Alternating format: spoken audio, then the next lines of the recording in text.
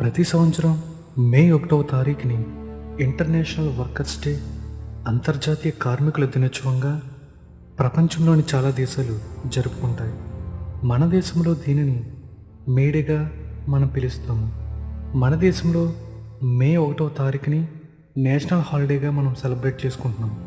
మనం ఈ వీడియోలో మే 1వ తారీఖుని మేడేగా ఎందుకు సెలబ్రేట్ చేసుకుంటున్నాం, మేడే యొక్క హిస్టరీ గురించి పూర్తి వివరాలు తెలుసుకుందాం.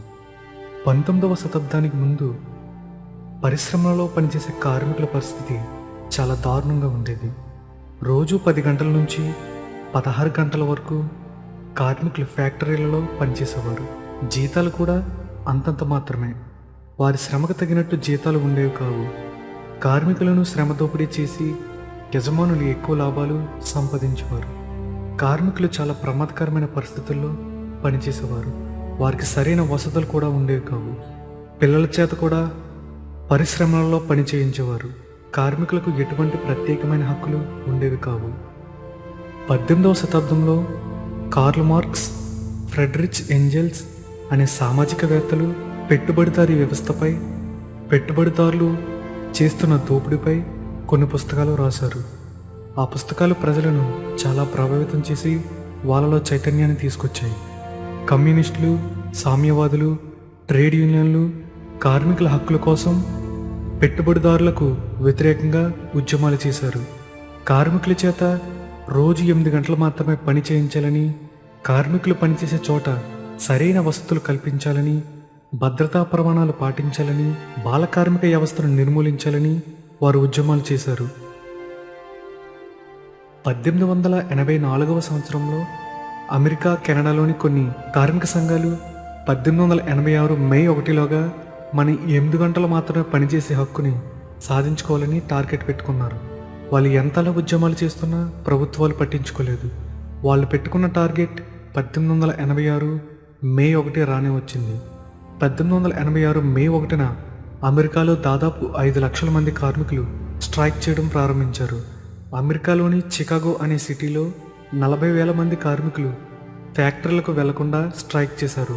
2 రోజుల వరకు చికాగోలో ఎటువంటి హింస లేకుండా స్ట్రైక్ ప్రశాంతంగా సాగింది. మే 3వ తారీఖున కొంతమంది కార్మికులు స్ట్రైక్ చేయడం మానేసి పరిశ్రమలో పనిచేయడానికి వెళ్ళిపోయారు.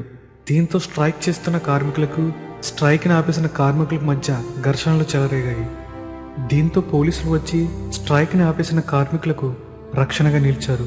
స్ట్రైక్ చేస్తున్న కార్మిక వర్గంపై కాల్పులు జరపగా 2 కార్మికులు చనిపోయారు. ఈ క్రమంలో మే 4వ తారీఖున చికాగో సిటీలోని హే మార్కెట్ స్క్వేర్ అనే ప్రాంతంలో గుర్తు తెలియని వ్యక్తులు పోలీసులపై బాంబులు విసిరారు. దాంతో 7 పోలీసులు, 2 సాధారణ పౌరులు మరణించారు. ఈ సంఘటనని హే మార్కెట్ రియాట్స్ అని పిలుస్తారు. అక్కడున్న పోలీసులు రౌండప్ చేసి స్ట్రైక్ చేస్తున్న 7 కార్మికులను అరెస్టు చేసి 4 ఉరితీసి చంపారు. ఒక కార్మికుడు ఆత్మహత్య చేసుకుని మరణించాడు. 2 జీవిత ఖైదు విధించారు. బాంబు దాడి చేసిన ఎవరో తెలియకుండా అమాయకుల్ని అరెస్టు చేసి వాళ్ళ చావుకి పోలీసులు కారణమయ్యారు. చనిపోయిన కార్మికుల్ని అమరవీరులుగా కార్మిక సంఘాలు ప్రకటించాయి.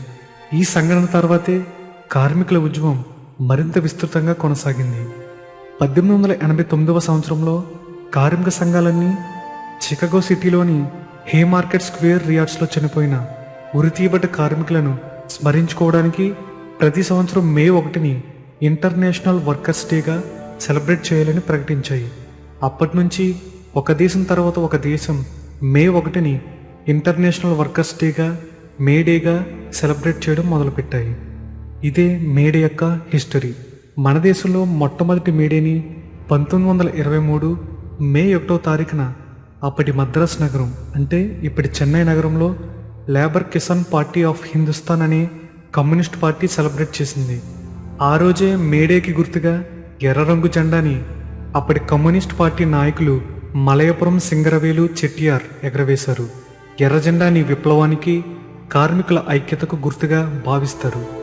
కొన్ని వేల మంది కార్మికులు, కార్మిక నాయకులు కొన్ని వందల సంవత్సరాలు పోరాడితే కార్మికులకు ప్రత్యేక హక్కులు లభించాయి. రోజుకి 8 గంటల పని, ఇన్సెంటివ్, బోనస్లు, లీవ్స్, వర్క్ ప్లేస్లో సరైన వసతులు, సేఫ్ వర్కింగ్ ఎన్విరాన్మెంట్, ఇలా చాలా బెనిఫిట్స్ కార్మికులకు వచ్చాయంటే దానికి కారణం ఎంతోమంది కార్మికుల ప్రాణత్యాగం, అలుపెరగని పోరాటమే. మన దేశంలో ఇంకా కొన్ని చోట్ల చాలామంది పిల్లల చేత ఫ్యాక్టరీలలో, షాపులలో పనిచేస్తున్నారు. సెక్యూరిటీ గార్డులు, షాపింగ్ మాల్లో పనిచేసే వాళ్ళు, ఇంకా కొంతమంది హెల్త్ కేర్ వర్కర్స్, ఫార్మసీలో పనిచేసే వాళ్ళు, చిన్న మధ్య తరహా పరిశ్రమలో పనిచేసేవారు రోజుకి 10 గంటల నుంచి 12 గంటలు పనిచేస్తూనే ఉన్నారు. ప్రభుత్వం దీన్ని గుర్తించి వారందరూ కూడా రోజుకి 8 గంటలు పనిచేసేలా చర్యలు తీసుకోవాలి. మనందరం ఈ భూమి మీద బ్రతికేది చాలా తక్కువ కాలం. అందులో సగం జీవితం ఉద్యోగం చేయడానికి సరిపోతే, ఇంకో సగం జీవితం నిద్రపోవడానికి సరిపోతే, కుటుంబంతో ఆనందంగా గడిపేది ఎప్పుడు, మనల్ని మనం ఇంప్రూవ్ చేసుకునేది ఎప్పుడు? అందుకే రోజుకి 8 గంటలు మాత్రమే మనుషులు ఉద్యోగం చేస్తే మంచిది.